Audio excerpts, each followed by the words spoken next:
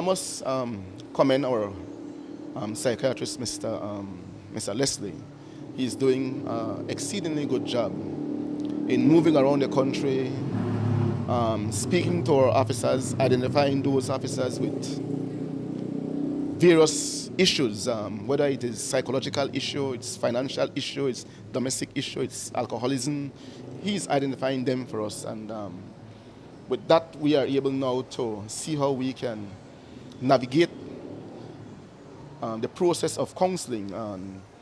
We would normally request the officers to do voluntary counseling.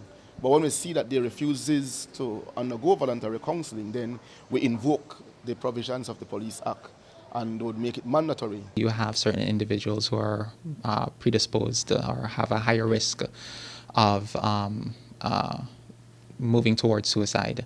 So you have individuals with mental illnesses, specifically bipolar disorder, schizophrenia, people who are depressed, people who have substance abuse.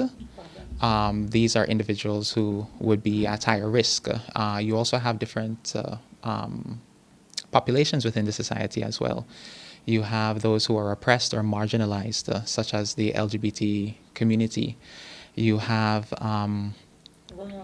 vulnerable groups, exactly, yes.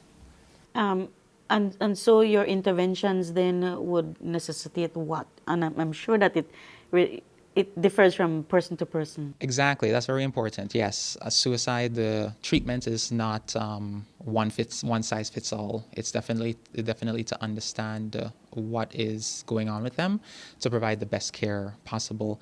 And so the therapy that we would use is definitely cognitive behavioral therapy, dialectical behavioral therapy.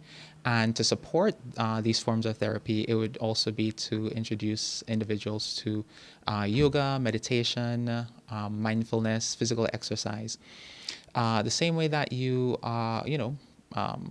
physically exercise to build muscle and so on and so forth is the same way that the brain also needs to go on, be subjected to some sort of exercise as well in the form of mindfulness and meditation and things like that, and cognitive behavioral therapy especially. The whole idea around cognitive behavioral therapy is to get at the root of the issue.